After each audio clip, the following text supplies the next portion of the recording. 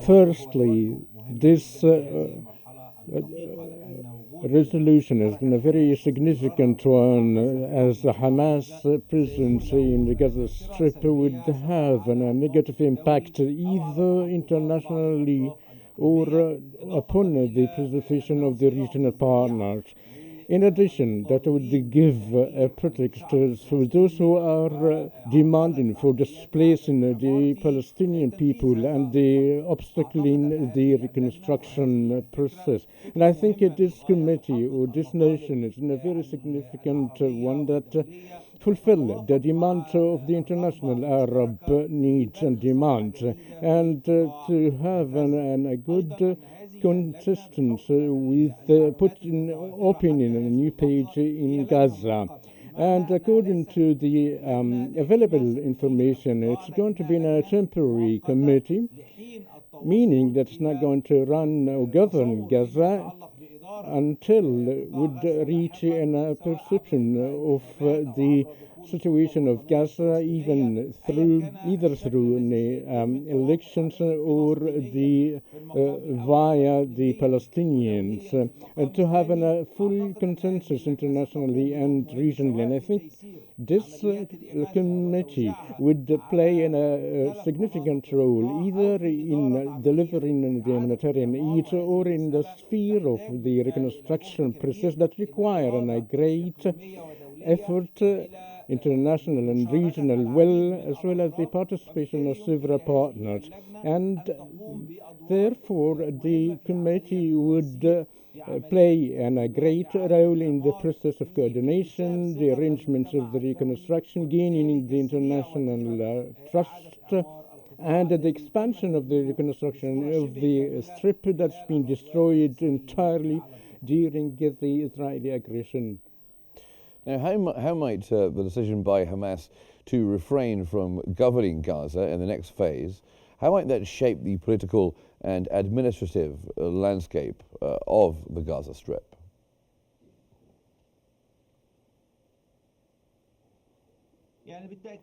Certainly, Hamas might have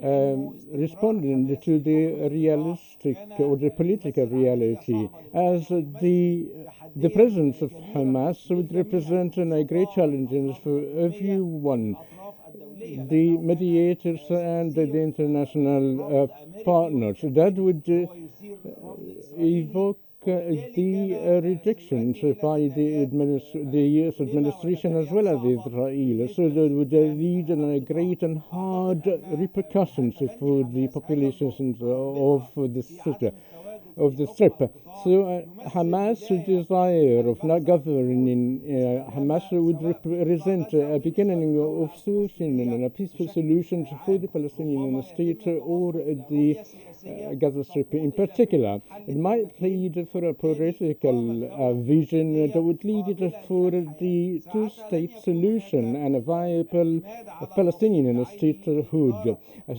Things would be rely on a specific faction to govern Gaza and might establish a state of a pure Palestinian will.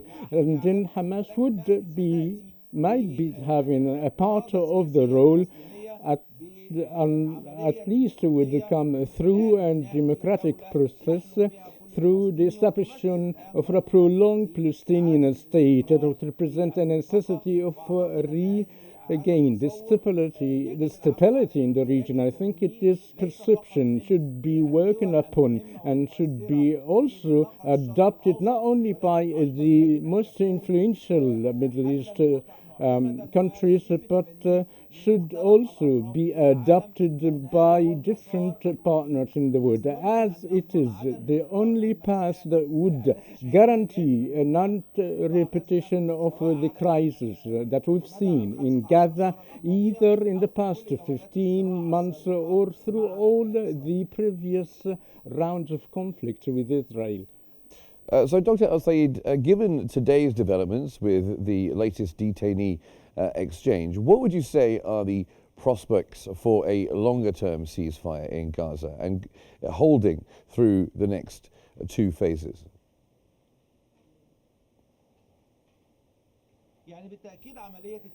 Certainly, the sixth round of detainees swap was the most difficult one due to there was fears and concern and American threats by opening the hell doors as quoted by President Trump, but this would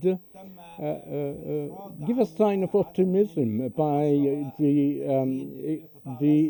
implementing the process of the exchange by releasing 3 Israeli detainees in return of 339 Palestinian prisoners. I think this would is a great signal for the political partners will in implementing the truce, particularly Egypt and Qatar and surely the United States, as long as there is a desire of all the parties of completion of the truce despite difficulties. And I think to overcome such difficulties and to complete such a step is very important and could be built upon. And that would, I expect that the following phases would be more easier, provided not to have a rejection by Israel, because it's clearly there are indicators by the Israeli government that do not wish to move on through the following phases of negotiation and a truce that would provoke more concern in the world. And Howard, on top of which the United States should pressure Israel to comply with moving forward in negotiation regarding the following phases of the truce.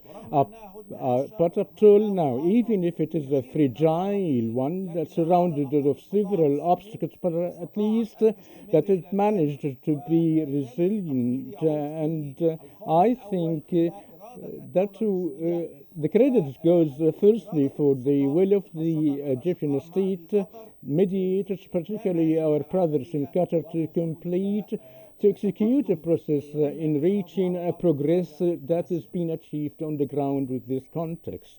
So we're expecting the negotiations for the second phase of the ceasefire agreement to start next week. So do you believe that in light of the recent developments, the negotiations will be successful?